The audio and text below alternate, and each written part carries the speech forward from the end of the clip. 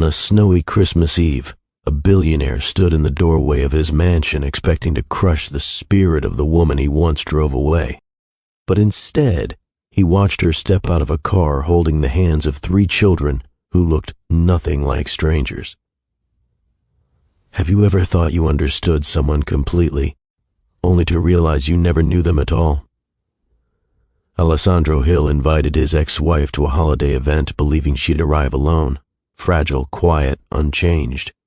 He planned to watch her walk into a room full of wealthy guests with nothing to show for the years she spent healing from their broken marriage. But when Carrie-Anne Abernathy stepped into the snow with Triplets at her side, everything he thought he knew collapsed in an instant.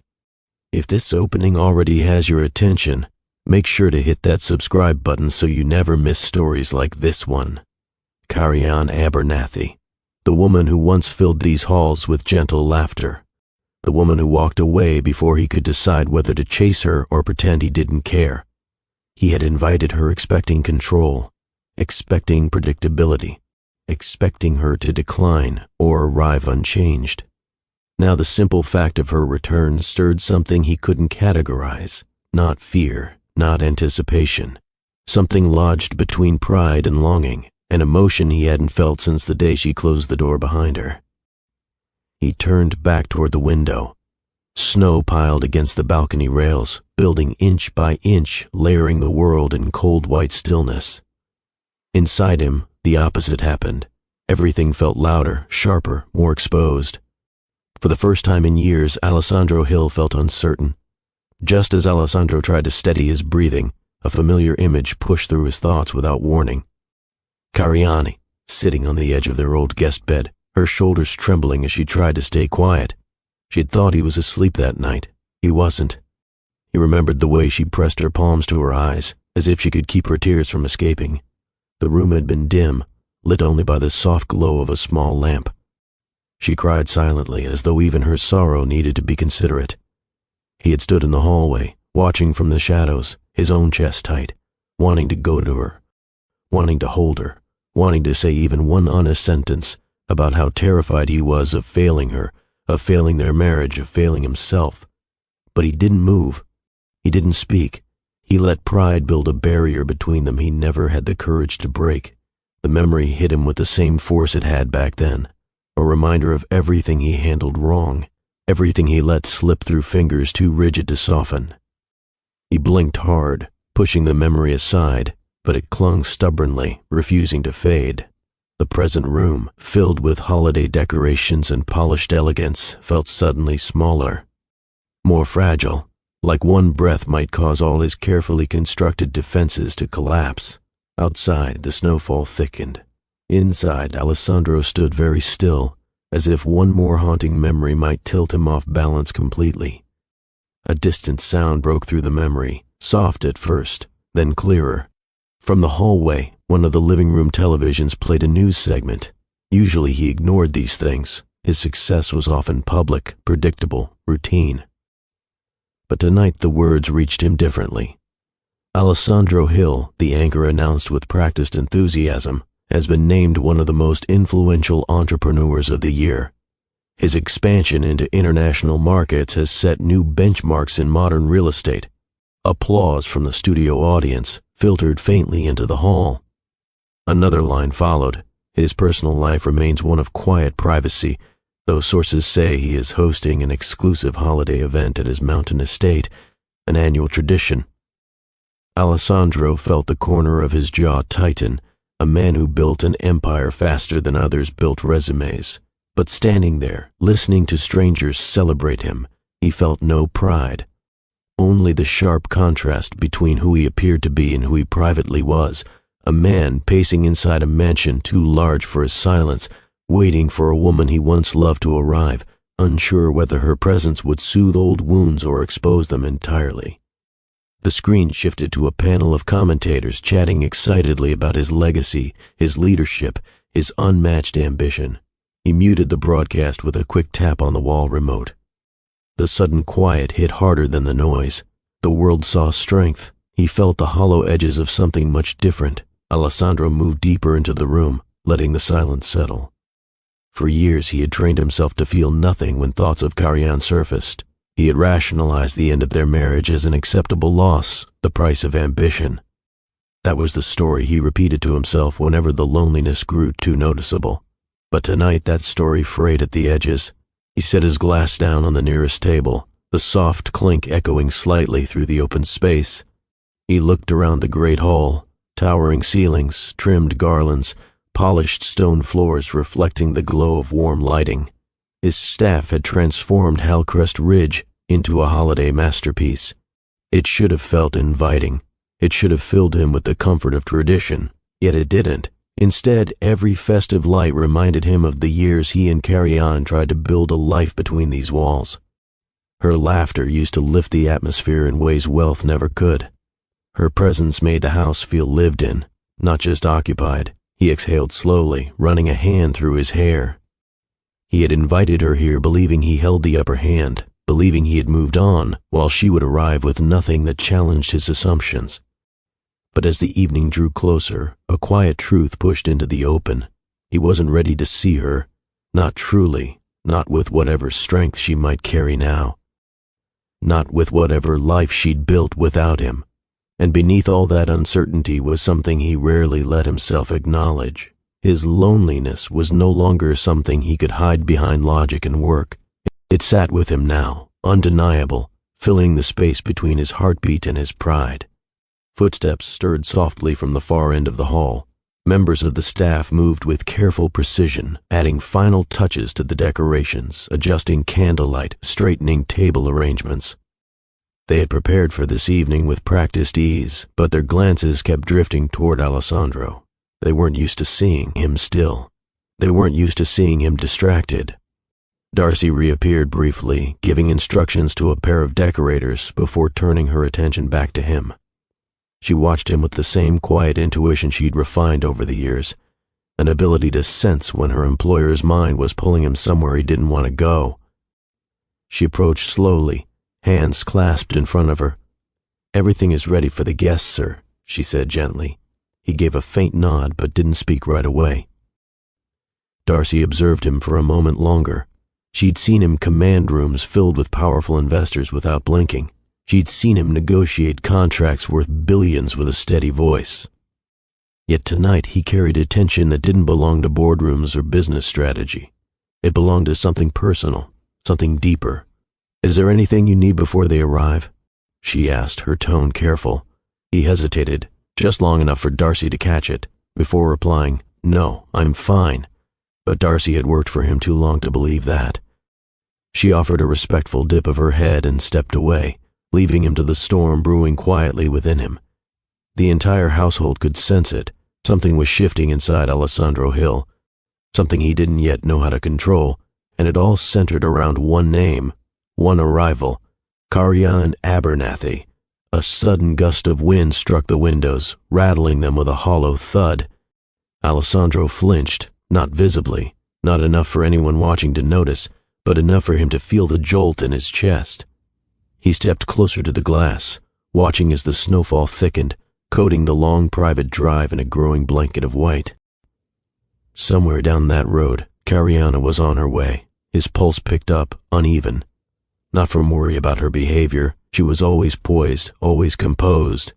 It was something else, the unknown. Would she still smile the same? Would she meet his eyes or treat him like a distant memory? He swallowed hard. For a man who commanded skyscrapers and global markets, the unsteady beat of his heart felt absurd. But emotions didn't listen to logic, and tonight they were sprinting ahead of him. He straightened his suit jacket, attempting to regain control, but his hands betrayed him with the faintest tremor. Alessandro Hill, unshakable in business, was shaken by a woman he once let slip through his fingers. "Pull yourself together," he muttered under his breath. But the words held no authority. The approaching headlights at the far end of the drive stole the last bit of certainty he had left, and as the footsteps of staff echoed behind him, preparing to greet the incoming guests, one gentle line slipped into his mind, uninvited, quiet, and painfully honest. "What if she's no longer the woman I remember, because she became someone better without me?" The thought struck harder than the winter wind. If this moment already has you curious, go ahead and hit that subscribe button so you never miss stories like this one. Carrie-Anne Abernathy grew up among shelves of worn novels and journals in a modest bookshop where the bell above the door chimed with every customer. Her mother believed stories were a kind of shelter, and Carrie-Anne absorbed that idea completely. She learned how to read people the same way she read books, patiently, with attention to small cues, with care for the layers beneath a person's surface. She spent afternoons recommending simple paperbacks to retirees, comforting strangers who wandered in on difficult days, and organizing donation boxes for local schools. The little shop shaped her, teaching her that kindness didn't need to be loud to be meaningful. She carried that quiet strength with her long after she left home. When she met Alessandro Hill, he was still rising in his career, ambitious yet warm in ways that felt sincere. Their early days were filled with handwritten notes, soft conversations over late dinners, and long walks where he allowed himself to be vulnerable in ways he never showed the world. He admired her steady nature, her grounded perspective, and how she found meaning in ordinary moments. Their wedding took place in the backyard of the bookshop, surrounded by close friends and relatives. For a time, their marriage held the same sweetness as those early courtship evenings.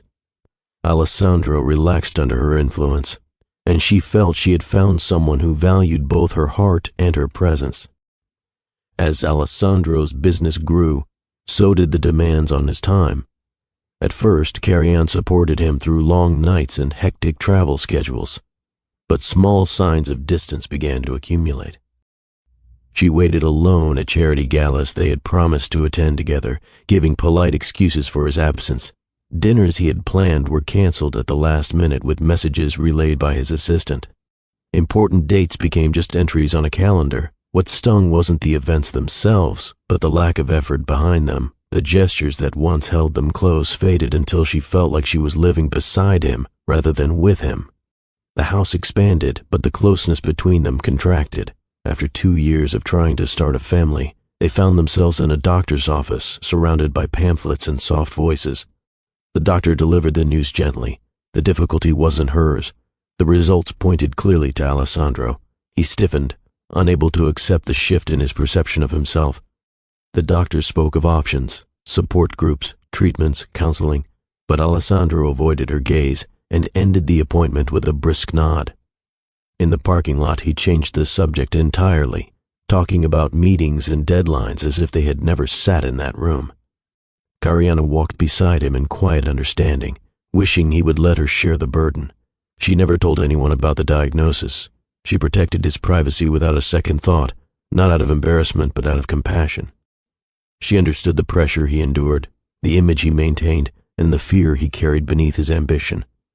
She knew revealing the truth would only deepen the weight he already bore. So she held the knowledge to herself, unwilling to let it define him or define their marriage. Even in private moments, she avoided pushing him to discuss it unless he chose to. He never did. Hour of his day. When he returned home, he moved through the rooms distracted and distant. Carrie-Anne attempted to bridge the gap, soft questions, warm touches, invitations to talk, but each attempt seemed to push him deeper into silence. She didn't want to force closeness, she simply wanted honesty, yet he was unable to share even the smallest piece of his vulnerability. She realized he wasn't rejecting her love, he simply didn't know how to let himself lean on anyone. One evening, after a difficult medical appointment, they returned home, both subdued. Alessandro walked ahead, stopping in the laundry room for a moment of stillness. Carrie-Anne followed and began folding clothes, hoping the simple rhythm of the task would ease the tension between them. The quiet hum of the house pressed around them. He watched her for a moment, noticing the exhaustion in her expression, the softness she still carried even when she was tired. Instead of stepping closer, instead of offering comfort, he glanced at his vibrating phone.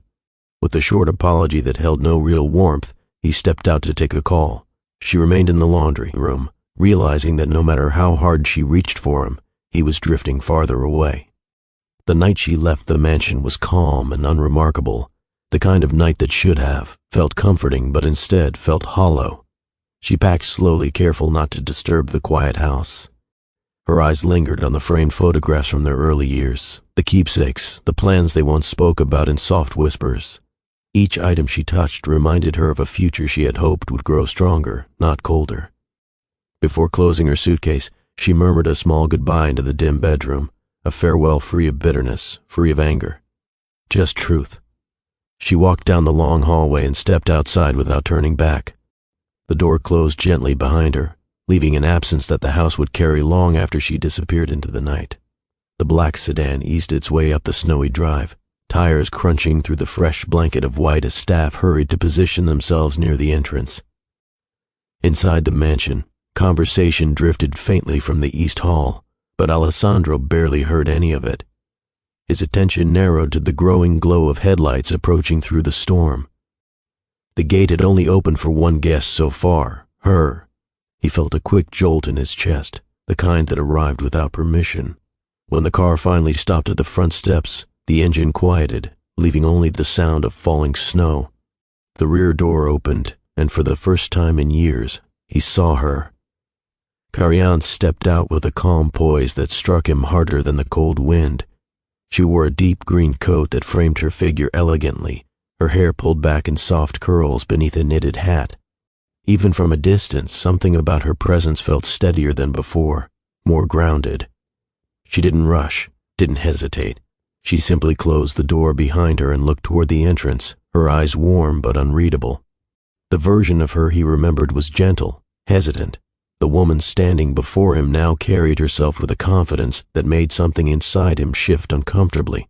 Before he could form a greeting, the second rear door opened, then another. 3 small figures appeared behind her, stepping into the snowy night with wide eyes and winter hats pulled snugly around their ears.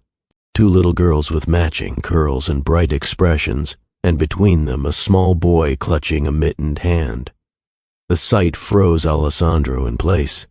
The children looked around the massive estate with awe, their boots sinking slightly in the snow. The boy clung closer to Carian, his gaze darting from the towering pillars to the holiday lights. Alessandro's thoughts collided with each other as he tried to make sense of what he was seeing. The staff felt it too. A few exchanged glances, unsure how to react, while others simply stood rigidly, waiting for direction. A housekeeper tried to hide her surprise. A footman nearly dropped the tray he held. They had prepared for wealthy guests, political figures, business partners, people accustomed to luxury. No one expected the arrival of 3 young children bundled in matching scarves, stepping confidently beside a woman they once knew as quiet and gentle. The whisper of surprise moved through the entryway so subtly that it made the air feel charged. Carian gently guided the children forward.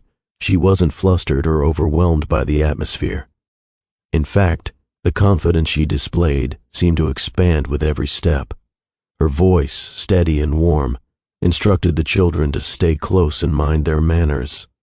The 3 of them obeyed instantly. She held herself with ease, her posture relaxed, her expression controlled. The softness he remembered remained, but layered now with a quiet strength and a maturity that made her feel even more striking.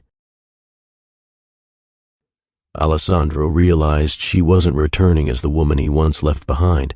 She had grown into someone capable, centered, and unmistakably sure of who she was. Not everyone was pleased. Near the doorway stood Maribel, Alessandro's cousin, dressed in an elegant gown and an expression that carried its own chill. She leaned toward another guest and muttered something beneath her breath, casting a glance at the children with thinly veiled disapproval. A few others followed suit, raising brows and whispering judgments. They wondered why children were at such an event, why Alessandro would invite someone who didn't fit the image the evening was meant to project. Every murmur was soft, but not soft enough to go unnoticed. Despite the quiet judgment around her, Carian remained composed. She met Maribel's disapproving stare with a calm smile, then gently brushed snow from the children's hats. When she finally lifted her gaze to Alessandro, her expression carried a steadiness that took him by surprise. She didn't shrink. She didn't fidget.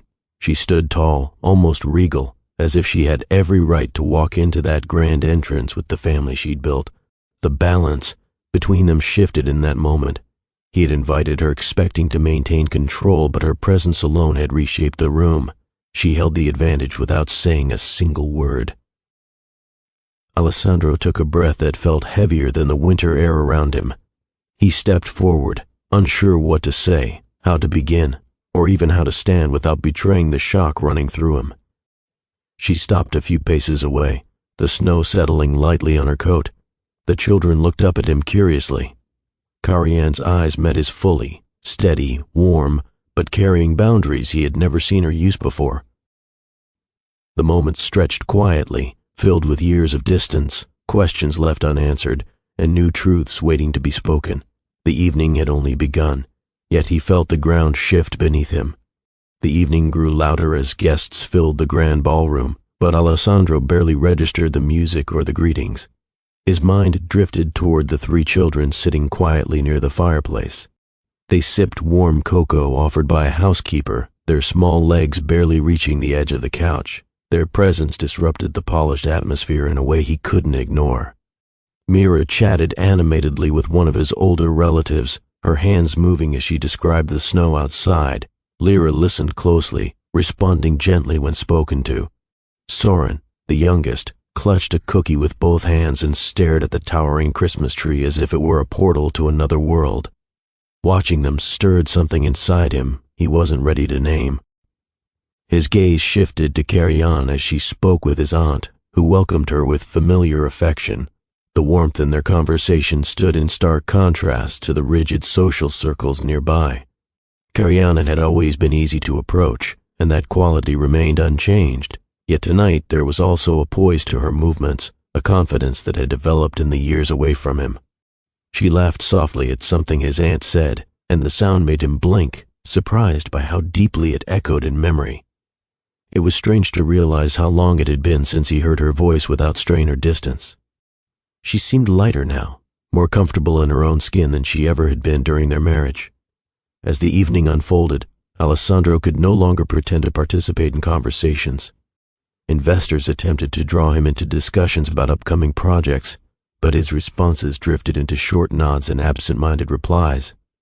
He kept glancing toward the children, unable to look away for long. Mira leaned forward, telling a story with bright enthusiasm. Lyra stayed close to Kariana whenever strangers approached, her eyes steady but cautious. Soren climbed off the couch to examine an ornament near the base of the Christmas tree, then stepped back when a staff member gently reminded him not to touch. Their innocence contrasted sharply with the opulence around them, making the entire room feel different, almost unfamiliar. At one point, Kariana caught Alessandro watching her. She didn't flinch or look away. Instead, she held his gaze for a moment, her expression even and calm. That look unsettled him. It carried understanding, but also a distance that made his chest tighten. She knew him better than most people ever would, and tonight she saw straight through his attempts to remain composed. Her eyes held neither resentment nor affection, just clarity. It was the first time he realized that she no longer needed anything from him. That truth struck him harder than he expected. Unable to ignore the pull any longer, Alessandro approached her while the children were being guided to a small playroom prepared by the staff. His aunt excused herself politely, leaving them standing together near the entrance of the corridor. For a moment, neither spoke. The house hummed with laughter, music, and clinking glasses, but between them, there was only quiet tension. Finally, Alessandro found his voice. He asked if they could speak in private. Karian nodded, as if she had been expecting the request for some time. There was no hesitation in her agreement, only a calm acceptance that made his throat tighten. They walked down a long hallway toward the library, a room filled with floor-to-ceiling shelves and the warm glow of amber lamps. The door clicked shut behind them, sealing the noise of the party outside. For a moment, Alessandro stood still, unsure where to begin. He had imagined this conversation many times, yet now that she stood before him, he felt stripped of his usual control. She waited patiently, hands clasped loosely in front of her, giving him room to gather himself. He finally asked why she never told him about the children. His voice, though steady, carried more strain than he intended. Carrie-Anne stepped closer to one of the shelves, running her fingers lightly along the spine of a book before answering. She explained that she never reached out because he had made it clear, even without words, that vulnerability had no place in the world he created for himself. She told him she knew how deeply the diagnosis had wounded his pride and how unwilling he had been to confront the truth. She didn't want to force him into a conversation he wasn't ready for. Her decision wasn't about secrecy but mercy. She wanted to give him space, even if it meant drifting out of his life entirely. There was no blame in her voice, only honesty. Her words hit him with a weight he hadn't prepared for. He felt the tension in his shoulders loosen, not in relief, but in painful clarity. He realized she had carried the burden alone, not to shame him, but to protect him. That knowledge settled heavily in his chest. He lowered his gaze, struggling to steady his breath. Carrie-Anne watched him quietly, not expecting an apology, not demanding explanations. She simply stood there, offering the truth he had avoided for years. In her presence, his defenses felt pointless. Something inside him, not anger, not resentment, but a long-buried ache, finally cracked open. The library, with all its quiet warmth, suddenly felt too small to contain the emotions rising between them. The warmth of the library lamp cast a soft glow across the room as the silence stretched between them. Alessandro stood near the window, hands resting tensely on the back of a chair. He knew this moment had been waiting for him the moment she stepped out of the car. The truth he had ignored for years hovered in the air, leaving him nowhere to retreat. When he finally lifted his eyes to meet hers, the steady calm in her expression made it hard to speak. He asked her again, quietly, almost hesitantly, why she had chosen to keep her life separate from his after their marriage ended. It wasn't an accusation this time. It was the voice of a man trying to understand what he had lost. Carrie-Anne moved toward one of the shelves and traced her fingers along a faded spine, gathering her thoughts before she answered. She explained that during their marriage, he carried expectations on his shoulders that left little room for softness. Whenever he struggled, he buried himself in work rather than letting her stand beside him. She told him she didn't keep the children from him out of fear or anger. She simply knew that the version of him she left behind couldn't face the idea of not meeting his own impossible standards. Her voice remained gentle, the tone of someone telling the truth without bitterness. Her words struck him harder than he expected. He remembered the years when he believed strength meant staying silent. He remembered brushing off her attempts to connect, not because he didn't love her, but because he feared she would see the cracks beneath his confidence.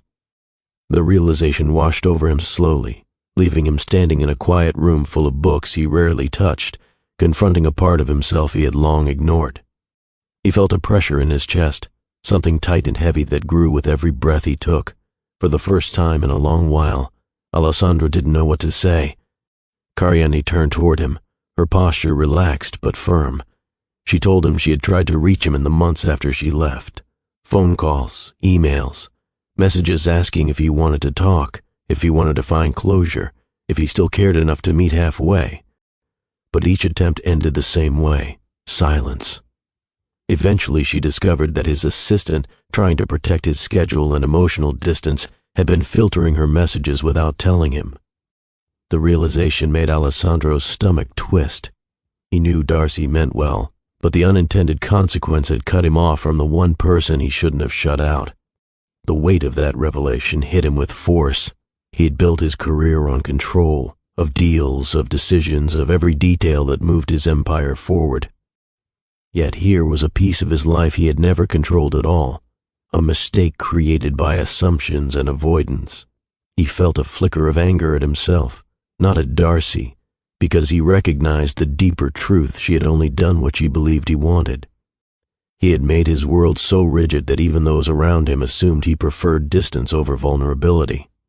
Standing there, he realized how much that choice had cost him.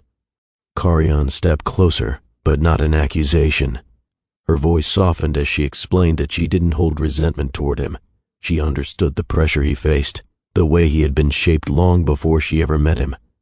She didn't blame him for struggling to open up, but she also couldn't remain in a marriage where she felt invisible, Leaving had been the hardest decision she'd ever made, yet in doing so, she found a sense of peace she hadn't known in years.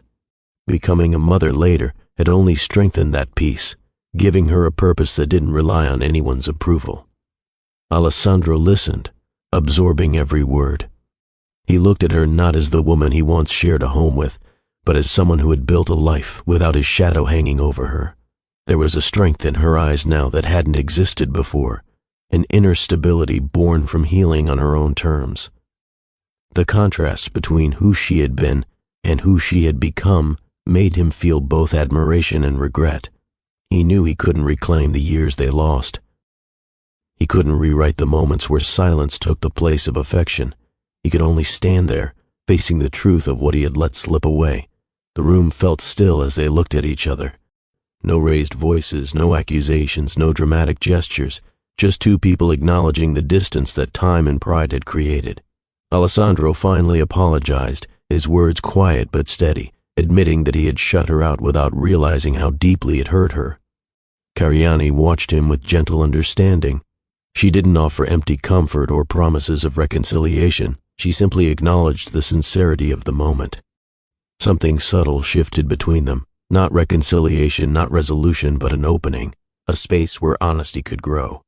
For the first time that night, Alessandro felt something inside him begin to ease, as if facing the truth had loosened a knot he had been carrying for years. The triplets followed the staff member down the hall toward the grand room, their small boots tapping softly against the marble. Mira walked ahead with excitement, pointing at shimmering garlands and tall candelabras. Lyra stayed close to her mother's side, her eyes wide with curiosity but cautious around the unfamiliar space.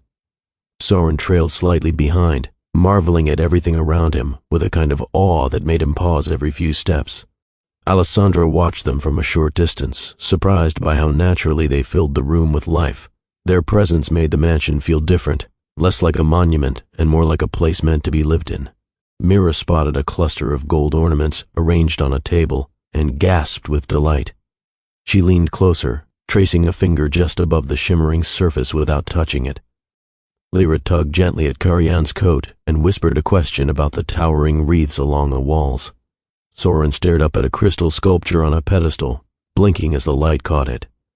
Their observations were simple, genuine, unfiltered by the formal expectations surrounding them. Their wonder softened the sharp edges of the room, and even some of the staff found themselves smiling quietly as they passed by. Alessandro remained a few steps back, telling himself to stay composed, but he found it difficult to look away. Mira's boldness reminded him of how fearless Carian used to be when recommending a book to a shy customer in her mother's shop. Lyra's gentle nature mirrored the quiet wisdom he once admired in Carian's late-night conversations, and a little Soren, small, curious, thoughtful, made something inside him ache in a way he couldn't explain. He felt an unfamiliar tug in his chest watching the boy explore the decorations with wide eyes. As they reached the center of the grand hall, one of the children bumped gently into a display table. A glass ornament wobbled. Lyra reached out instinctively to catch it, but it slipped through her fingers and landed on the carpet with a soft thud. The ornament didn't break, but the sound drew attention. Several guests turned sharply. A few whispered. Maribel, already irritated by their presence, stepped forward quickly with a disapproving glare. She pressed her lips together and shook her head as if witnessing a breach of etiquette. Her reaction caused Lyra to shrink back, eyes lowering in embarrassment. Maribel raised her voice just enough for others to hear, commenting that this wasn't a place for unmanaged children, and implying that perhaps Carian should reconsider bringing them to such gatherings. The remark sliced through the room. A few guests looked away awkwardly, others nodded subtly. The triplets froze, unsure what they had done wrong. Carian placed a gentle hand on Lyra's back, offering quiet reassurance, but her expression tightened for the first time that evening. She didn't fire back with anger, she never had been that kind of person, but the sting reached her eyes. Before the silence could stretch any further, Alessandro stepped forward with calm, measured steps. His expression remained steady, but his voice held a firmness that cut cleanly through the murmurs. He stated clearly that the children were welcome guests, and that no one had the right to speak to them in that manner. The room went still. Maribel blinked, startled by the open rebuke. Alessandro reached down, picked up the ornament, and handed it gently to Lyra with a reassuring nod. The little girl's shoulders relaxed slightly as she whispered a soft thank you. His simple gesture shifted the mood in the room more effectively than any argument could have. Carian watched quietly as the moment unfolded. The tension that had been building in her faded a degree when she saw the calm certainty in Alessandro's expression. He wasn't performing for the guests. He wasn't defending her out of pride. He was responding from a place he rarely accessed, a place grounded in care rather than control. The guests who had been whispering earlier fell silent, unsure how to reinterpret the shift they had witnessed. Some looked at the children with new softness. Others avoided Maribel's gaze entirely. The atmosphere lightened gradually as conversations resumed. Mira reached for her mother's hand. Lyra leaned against her side, and Soren tugged at Alessandro's sleeve, just enough to draw his attention. The boy asked if there were other rooms as shiny as this one, his voice small but hopeful. Alessandro kneeled slightly to answer him with a gentle yes. His response earned a bright smile from Soren, one that warmed the space between them far more than the string lights overhead. In that brief moment, a new dynamic formed, quiet, tentative, but real, and everyone in the room felt it. The grand hall glowed softly beneath the gentle lights of the towering Christmas tree. The staff had already decorated it earlier that week, but the triplets didn't seem to care about symmetry or elegance. Mira held a small wooden star she had made, proudly declaring that the tree needed more sparkle. Lyra nodded shyly in agreement. Soren studied the lower branches, searching for the perfect spot to place his own star. Alessandro stood nearby, feeling oddly out of place and yet strangely drawn in by their enthusiasm. Mira lifted her handmade star toward a branch that sat just out of her reach. Without thinking, Alessandro stepped closer and gently picked her up so she could hook it in place. Mira giggled, feeling tall for the first time that evening. Lyra approached next, holding her star carefully with both hands. She hesitated before offering it to him, her eyes questioning whether it was truly allowed. Alessandro crouched down and nodded, guiding her to a secure branch where it could shine. The quiet trust in her smile landed deeper than he expected. Soren stood back, gripping his star with both hands, unsure of where to put it. Alessandro walked over and kneeled beside him. "Where do you think it belongs?" he asked softly. Soren studied the branches with intense seriousness, then pointed to a lower spot near the other children's stars. Alessandro held the branch steady while the boy slid the ornament into place. When it hung correctly, Soren looked up at him with a bright, unguarded grin that tugged at something deep inside Alessandro's chest. It felt unfamiliar but welcome. Cariani watched from a few steps away, arms folded gently as the scene unfolded. She hadn't expected him to be patient with the children, let alone tender. Seeing him lift Mira, guide Lyra, and kneel beside Soren stirred something she hadn't anticipated. Not nostalgia, something quieter. Something grounded in the realization that he was trying in ways she never saw during their marriage. The Alessandro she once knew hid behind ambition. The man standing by the tree now seemed willing to let his guard fall without being asked. The triplets stepped back to admire their handiwork. The wooden stars didn't match the polished ornaments around them, but their uneven shapes added a warmth the tree had been missing.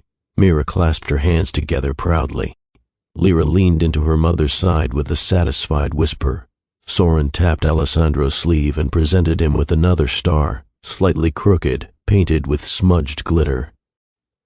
"This one's for you," he said, "so you won't feel lonely in your big house." The words were innocent, but they hit Alessandro with startling force. He took the small star carefully as if it were fragile. For a moment he didn't know how to respond. The boy's gift was simple, but it cut straight through the layer of distance he had maintained for years. He found a place for it near the middle of the tree and pressed it onto the branch with a quiet steadiness. Cariani saw the way his shoulders softened as he stepped back. She could tell the gesture meant more to him than he would ever admit aloud. The children didn't know the weight of what they had given him, but she did. As the children wandered a few steps away to examine other decorations, Alessandro and Carian found themselves standing side by side. The soft glow of the tree reflected across both their faces. For a brief moment, no words were needed. The air between them held something unspoken but unmistakably present. Finally, Alessandro broke the silence. He admitted he had expected tonight to feel like a victory, some misplaced confirmation that he had moved on. Instead, it became something entirely different. He confessed that seeing her with the children made him realize how much he had missed without ever understanding what he was losing. Carian listened without interrupting, her expression calm and open. She told him quietly that life had shaped them both in ways neither of them planned. She wasn't here to reopen old wounds or to judge him for the past. She simply wanted the evening to be peaceful for the children. Yet, as she looked at him now, she saw a man taking small steps toward confronting the truth he had buried for years. He nodded slowly, accepting the shift between them. It wasn't reconciliation. It wasn't a promise. It was an acknowledgement of who they were, who they had become, and what still lingered in the quiet spaces between them. The evening program began with the usual holiday announcements, the kind of formalities that filled Alessandro's events every year. Guests circled around the long dining tables, champagne glasses in hand, as the lights dimmed slightly to give the room a warm atmosphere. The triplets sat near the front with Carian, quietly coloring on small cards the staff provided. They seemed blissfully unaware of the subtle tension drifting around the hall, whispers, curious glances, and cautious interest from those who wondered why Alessandro's ex-wife had arrived with 3 children. Alessandro stood at the edge of the gathering, trying to focus on the speeches, but his eyes kept drifting toward Carian and the children seated beside her. Throughout the room, conversations lingered on the unexpected guests. Some guests softened as they observed how polite and well-behaved the children were. Others whispered behind manicured hands, exchanging speculation with thin smiles. Maribel, positioned near the main table, held her glass with a practiced grip and watched Cariana's family with thinly veiled disdain. The flicker of disapproval in her eyes sharpened every time one of the children giggled or looked around with wonder. She had always cared too much about appearances, and tonight, she seemed determined to make her discontent visible. After dessert was served, Maribel rose from her chair, pretending to adjust her bracelet while leaning closer to a pair of nearby guests. Her voice carried just enough to ripple through the crowd. She remarked that some people used events like these to draw attention to themselves, and added that bringing children to such an evening was a questionable choice. A few gasps came from guests who knew exactly whom she meant. The triplets paused in their coloring, looking up with innocent confusion. Carian felt her stomach tighten, though her face remained calm. She had endured comments like these before, but hearing them in Alessandro's home cut a little deeper.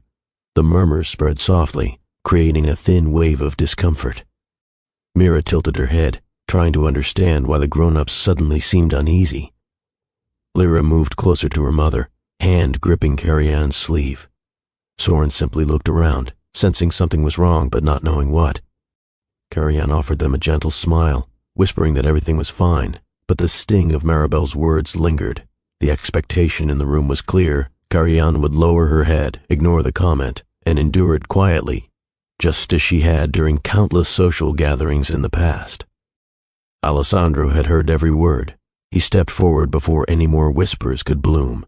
His expression remained controlled, but the firm set of his jaw showed he wasn't indifferent.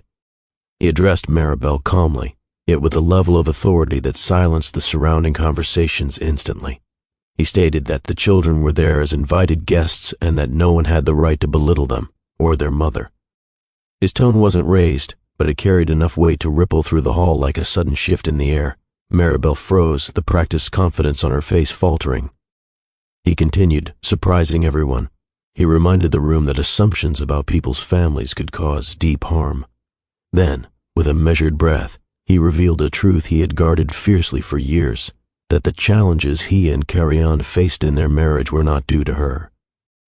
The room went silent, as he spoke gently but clearly about his own medical struggles, the private information he had never allowed anyone to know. Each word stripped away another layer of the image he had long maintained, but he didn't waver. He stood firmly, choosing honesty over pride. Gasps stirred through the guests. Some lowered their gazes, ashamed of their earlier whispers. Others exchanged wide-eyed looks, stunned not just by the revelation, but by the vulnerability he had allowed himself to show. Maribel's expression crumbled into discomfort, the judgment on her face replaced by regret. Carrie-Anne stared at Alessandro, her breath catching slightly. She hadn't expected him to speak so openly, not here, not tonight, and certainly not before a room full of people whose opinions he usually guarded himself against. For a long moment, no one spoke. The entire hall felt suspended between breaths. Carrie-Anne reached for Mira's hand, sensing the shift around them. Lyra watched Alessandro with new curiosity, and Soren tucked his coloring sheet into his pocket as if saving it for later. A quiet warmth spread through the room, softening the tension that had lingered for so long. Some guests approached the children with kind smiles. Others gave Carrie-Anne gentle nods of respect. Through it all, Alessandro remained still, letting the weight of what he said settle. He didn't look triumphant. He didn't look embarrassed. He looked human, something many in that room had never witnessed from him before. And in that vulnerable honesty, something between him and Carrie-Anne had changed. The hall slowly returned to its gentle hum after the confrontation, but the shift in atmosphere lingered. Conversation softened, glances changed, and the earlier tension dissolved into something almost reflective. Carrie-Anne guided the triplets to a quieter corner, helping them settle with their crafts again. Alessandro remained near the center of the room for a moment, letting the weight of his confession settle deep within him. He had exposed a part of himself he never intended to share publicly, yet he felt strangely lighter. The noise of the party faded into the background as his attention drifted toward Carrie-Anne. She felt his gaze and looked up. Their eyes met, and for the first time that evening, there was no guarded air between them. Just quiet understanding. She didn't approach him immediately. Instead, she helped Soren unwrap a peppermint candy and smoothed Lyra's hair before finally rising to her feet. She crossed the hall with calm steps, slipping into the corridor where Alessandro had moved, giving them both space away from lingering stares. The soft glow of wall sconces lit their path as they walked side by side toward a quieter area of the mansion. They stopped near the gallery, where paintings lined the walls and cushioned chairs offered a moment of retreat. Alessandro leaned lightly against the back of one, gathering his thoughts. He spoke first, his voice low. He admitted he hadn't planned to reveal anything tonight. The words had simply risen to the surface the moment Maribel belittled the children. He couldn't remain silent. Seeing them treated unfairly triggered something he hadn't expected. He confessed that protecting them felt instinctive, immediate, like something inside him finally woke up. Carrie-Anne listened quietly, her hands folded in front of her. She told him she was surprised by his openness, not because she doubted his compassion, but because she had forgotten what he sounded like when he spoke from the heart. She added that she appreciated his defense, though she didn't require grand gestures. She simply wanted respect, for herself and for her children. Her voice remained steady, but there was softness in her expression. She hadn't come to the party seeking validation or sympathy. She came so the children could experience a beautiful evening. Alessandro looked down for a moment, then lifted his eyes with a vulnerability he rarely allowed. He spoke about his past, how he grew up in a household where emotions were treated like unnecessary clutter. His father valued achievements, discipline, and composure, leaving little space for affection. Alessandro explained that he learned early to hide anything that might be perceived as a flaw. When the diagnosis came years ago, it felt like a strike against everything he had been raised to represent. Instead of reaching for help, he closed himself off. He admitted that he now recognized how deeply that hurt their marriage. Carrie-Anne stepped a little closer, her gaze thoughtful. She didn't attempt to excuse his actions or rewrite the past. Instead, she acknowledged that she understood where his silence came from. She had known pieces of this truth during their marriage, but hearing him speak openly now cast the past in a clearer light. She told him gently that she never needed him to be perfect. She only needed him to be present, something he struggled to offer when he was drowning in expectations he couldn't name. Her honesty wasn't sharp, it was a mirror held up with compassion. He nodded slowly, letting her words settle. The hallway felt still around them, as though the mansion itself paused to listen. Alessandro admitted he had spent years avoiding himself, building walls that kept out both pain and connection. Seeing her tonight, surrounded by the children she loved, highlighted the cost of those choices. He didn't ask for forgiveness. He didn't try to reclaim something that had long since changed. He simply apologized, quietly, sincerely, for the distance he created and the loneliness she carried because of it. Carrie-Anne softened, not because she overlooked the past, but because she saw a man finally willing to see himself clearly. She told him that life had moved forward for both of them, yet closure did not need to be cold or final. It could be gentle, it could be human. She added that tonight wasn't about reopening old wounds, it was about acknowledging them so they could stop casting shadows over the present. A small smile touched her lips as she thanked him for speaking honestly. The moments settled between them, not rekindling romance, not rebuilding what was lost, but creating a space for understanding that neither had expected to find again. The night deepened as the last groups of guests drifted out of the grand hall, leaving a hush that settled over the mansion like a soft blanket. Carrie-Anne stepped toward the balcony, drawn by the glow of moonlight reflecting off the snow outside. The glass doors opened with a quiet slide, letting in a crisp breath of winter air. She stepped onto the stone terrace, watching delicate flakes drift slowly down from the sky. The stillness felt soothing after the layered emotions of the evening. A moment later, Alessandro joined her, his footsteps measured, his presence careful as he approached. They stood side by side without speaking, both gazing over the white-covered grounds. The distant lights scattered across the estate flickered faintly against the darkness, creating a calm serenity that wrapped around them. For a while, neither felt the need to break the silence. It wasn't tense or uncomfortable, just reflective, the kind of quiet two people could share only after everything unspoken had been acknowledged. The cold brushed against their faces, but the peace of the moment warmed the space between them. Eventually, Alessandro shifted slightly, his breath visible in the cold air. He asked softly whether she was truly happy now. The question hung between them, gentle but sincere. He didn't sound jealous or resentful. He sounded curious, hopeful even, that her life had turned into something fulfilling. Carrie-Anne took a moment before answering. She wasn't one to offer quick responses to heavy questions.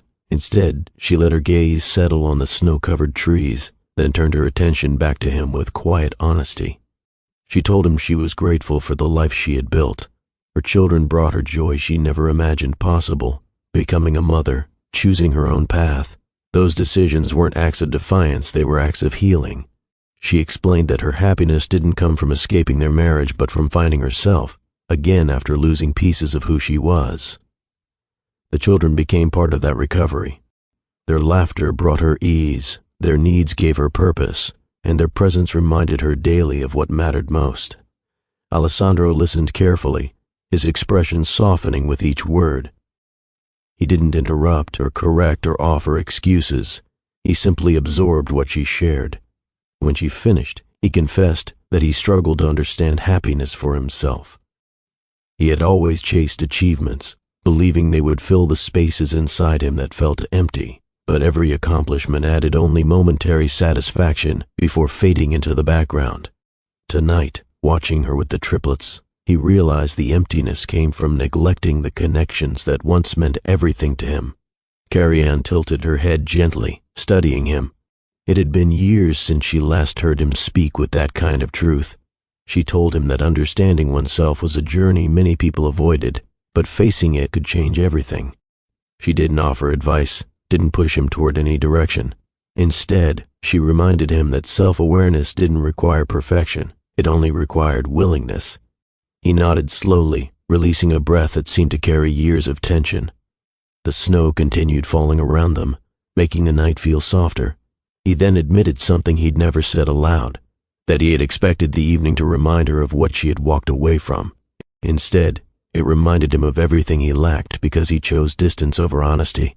Her strength, her peace, her independence, those were qualities he admired. even if they came from a life that no longer included him.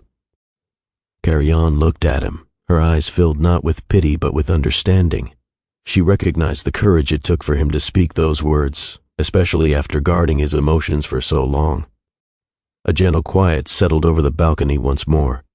Carrie-Anne thanked him for sharing, her voice warm despite the cold night. She told him that closure didn't always arrive in dramatic turns. Sometimes it arrived in small, honest conversations. She added that their story didn't need to end with resentment. It could end with respect instead. Alessandro held her gaze for a moment longer, letting the meaning of her words sink in. The night air around them seemed lighter, as if the mansion itself had been waiting for this moment of truth. In their shared silence, something old finally released its hold. Christmas morning arrived quietly, with soft sunlight filtering through the tall windows and glimmers of frost tracing delicate patterns along the glass.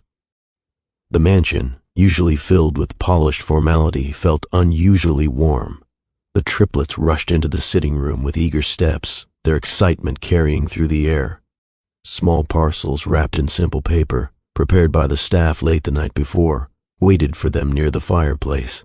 Mira dropped to her knees instantly, examining each ribbon with delight. Lyra approached more carefully, her eyes shining with quiet anticipation. Soren stood in awe, as if the morning itself were a miracle. Carrie-Anne watched her children's joy with a soft smile. She had never expected the morning to feel this gentle, especially in a place that once held so many complicated memories.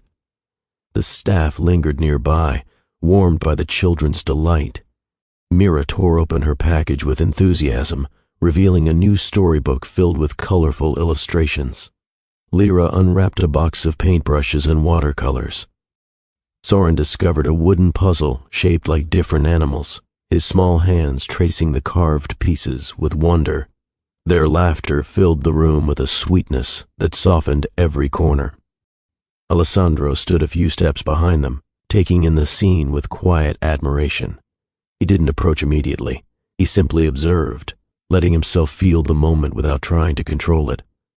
Watching the children interact with their gifts brought something gentle to his expression, something almost unfamiliar. The sight of their excitement stirred feelings he'd never allowed himself to examine. For once, he didn't think about meetings, deadlines, or responsibilities waiting outside these walls. He thought only about the simple joy unfolding before him. Eventually, the children noticed him standing there. Mira waved cheerfully and urged him to come closer. Lyra held up her watercolor brushes for him to see, offering a shy smile. Soren lifted one of the wooden puzzle pieces proudly, explaining which animal it represented. Alessandro crouched down beside them, listening carefully. He asked questions, admired each gift, and offered gentle praise. The children responded to him easily, as if they sensed his sincerity. Their comfort around him eased the tension he'd carried since the previous night. Carrie-Anne observed the interaction from a cushioned chair near the window. She noticed how naturally the children gravitated toward him, how relaxed he seemed in their presence. It wasn't the polished charm he used during business gatherings. It was simpler, more authentic. She watched the way he knelt to Soren's level, how he chuckled softly at Mira's excited explanations, how he encouraged Lyra to paint something she loved. For the first time, she saw a version of Alessandro that wasn't weighed down by the expectations he used to carry. Soren tugged on Alessandro's sleeve and pulled him toward the puzzle again. He asked if Alessandro knew which piece went where. Alessandro shook his head, admitting he wasn't very good at puzzles. Soren grinned and guided him through the process step by step. It was a small moment, but one that made Alessandro's chest tighten unexpectedly. He realized how natural it felt to listen, to learn, to be guided by a child without needing to be perfect. The simplicity of it, the innocence, the trust, it all settled into him quietly. Carrie-Anne stepped closer, drawn in by the warmth of the scene. Alessandro looked up briefly, and their eyes met. She saw gratitude in his expression, gratitude for being allowed into this small corner of her world, even for a moment. She sat beside them, helping Lyra open the watercolor set. The four of them formed a gentle circle on the floor, the children exploring, Cariana guiding them with patience, Alessandro absorbing every detail as if it were a gift he never expected to receive. The space felt soft, honest, and unexpectedly peaceful. As the morning unfolded, the children leaned against their mother with content smiles, clutching their gifts. Alessandro remained beside them, listening to their excited plans for the day. Stories to read, pictures to paint, animals to sort. The fire crackled softly in the background, warming the room in a way candles and chandeliers never could. It wasn't the grandeur of the mansion that made the morning memorable. It was the presence of 3 small children, a woman who had rebuilt her life, and a man beginning to understand what he had long ignored. In that quiet moment, the mansion felt truly alive. The afternoon sun dipped low, casting long beams of gold through the wide windows as the household prepared for departure. The triplets gathered their gifts, their small hands full of treasures they were eager to take home. Mira hugged her new storybook close to her chest. Lyra carried her watercolor set carefully, as though afraid to smudge a single brush. Soren tucked his animal puzzle under his arm, determined not to lose a single piece. Cariana helped them gather their coats and scarves, fastening each button with patient hands. The soft sound of their voices filled the room like a gentle echo. Alessandro approached quietly, unsure how to interrupt without breaking the tenderness of the moment. The children noticed him first. Mira rushed forward and wrapped her arms around him without hesitation. He froze for a half-second, then gently returned the embrace. Lyra followed, shy but sincere, pressing a small hug against his side. Soren looked up at him with bright eyes and asked if he could come back again someday. The question caught Alessandro off guard. He knelt down and nodded, telling the boy there would always be something exciting to explore whenever they visited. Soren's smile grew wide, full of trust. Cariana watched the exchange with a softened expression. There was no tension in her shoulders, no careful distance like before. She saw a man trying, truly trying, to open parts of himself he had long kept shut. She stepped closer as Mira and Lyra ran ahead to gather their scarves. Soren lingered near Alessandro, tracing the carved edge of the puzzle box as if trying to remember the moment. Alessandro placed a gentle hand on the boy's back before rising to meet Cariana's eyes. Their gaze held a mix of warmth and something quieter, something that had settled between them slowly over the past day. They moved toward the entrance together. The mansion's doors were open, letting in a cool flow of winter air. The driver waited patiently by the car, loading the children's belongings into the trunk. Mira hopped into the vehicle cheerfully. Lyra climbed in with the help of a staff member. Soren paused at the doorway to look back at Alessandro one more time. The boy raised his small hand in a wave that felt surprisingly meaningful. Alessandro returned it with a soft smile that reached his eyes. He didn't speak, but the gesture said enough. Cariana stood just outside the entrance, her coat wrapped around her, snowflakes settling lightly on her shoulders. Alessandro joined her on the stone steps. The cold air carried a certain clarity, giving the moment a sense of importance without needing words to explain it. She thanked him for the evening, acknowledging that she knew the event hadn't gone as he expected. She appreciated how he had treated her children, how he had protected them when it mattered. Her voice held sincerity, not formality. He responded with quiet honesty. He admitted that seeing her tonight confronted him with truths he had avoided for years. He confessed that watching her with the children showed him the kind of peace he had chased in the wrong places. He told her he wasn't asking for anything, not forgiveness, not reconciliation, only the chance to be someone better from this moment forward. His tone held no desperation, just understanding, and hope that didn't demand anything in return. Cariana looked at him, the faintest smile touching her lips. She told him that people grow in different ways, at different times, and that growth didn't erase the past but could reshape the future. She said she wasn't closing the door on him, not as a partner, not as a friend, but as someone who could have a gentle place in her children's lives if he chose to show up with sincerity. The offer wasn't grand or dramatic. It was simple, honest, and grounded in the life she had built after him. She stepped toward the car and opened the door. Before getting in, she turned back to him once more. Their eyes met, and in that final glance, something unspoken passed between them, gratitude, closure, possibility. She climbed inside, and the door closed softly behind her. The driver pulled away from the mansion, the car tires crunching through the snow until it disappeared down the long drive. Alessandro remained on the steps, watching the trail of fading taillights. In the quiet that followed, he felt a shift he couldn't deny. The cold wind brushed against him, but for the first time in years he didn't feel entirely alone. Snow continued to fall gently over Hallicrest Ridge long after the car disappeared down the drive. Alessandro remained outside for several minutes, letting the cold settle on his coat, letting the quiet steady him. When he finally stepped back inside, the mansion felt different. Not emptier, simply honest. The decorations glowed softly around him, no longer hiding the truth he had avoided for so long. He walked through the halls, at a calm pace, taking in the spaces that had once felt impressive but now felt like rooms waiting for real meaning. In the following days, he found himself returning often to the small wooden star Soren had given him. He had placed it on his bedroom desk, where he could see it in the morning light. It reminded him that connection didn't come from wealth, reputation, or control. It came from moments of openness, moments he had denied himself for years. The star wasn't polished or symmetrical. It was handmade, uneven, full of intention. It represented something he didn't know he needed until a child offered it without hesitation. Alessandro began attending sessions with a counselor recommended by a trusted colleague. He walked into the first appointment carrying years of pressure he had never spoken aloud. For the first time, he talked about his childhood, his father's expectations, and the silence he had learned to confuse with strength. It wasn't easy, but he kept going. Each session loosened a knot he had carried in his chest for too long. He learned that vulnerability didn't weaken him, it grounded him.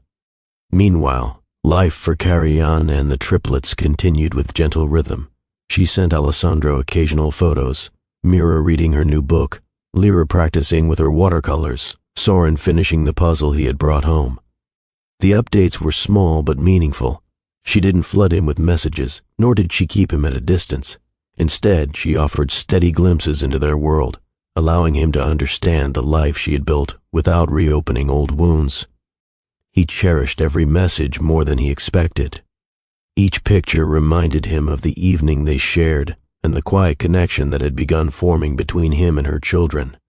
He responded thoughtfully, never overstepping, never assuming more than she offered. He understood that trust wasn't something granted quickly. It grew slowly, like warmth returning to a room that had been cold for too long. As weeks passed, the mansion shifted subtly. Alessandro began inviting relatives and longtime friends for simple dinners, moments focused on genuine presence rather than prestige. He set aside certain work commitments to reclaim hours he had once lost to endless ambition. The staff noticed the difference too. He smiled more, spoke with more care, and treated the house not as a fortress, but as a place where life could finally unfold. One afternoon, Carianne arrived with the triplets for a short visit. Not for a holiday event or formal gathering, just a casual afternoon to let the children explore the mansion again. Mira ran up the steps with familiar eagerness. Lyra clutched her small bag of art supplies. Soren asked if the secret room was still there. Alessandro welcomed them at the door with an ease he didn't have months earlier. It wasn't dramatic. It wasn't a grand reunion. It was simple, warm, and sincere, the kind of moment that marked true change. As the children played in the sitting room, Alessandro and Carianne shared a quiet conversation near the window. They didn't talk about the past. They talked about the present, how the children were growing, how life was shifting, how understanding could take shape without forcing old paths to reopen. When she smiled at him, he felt a sense of peace settle over him, gentle and steady. For the first time in years, he understood what it meant to move forward without carrying regret like a shadow. He had invited her hoping to reclaim pride. Instead, she brought him a lesson that humility could heal what pride had broken.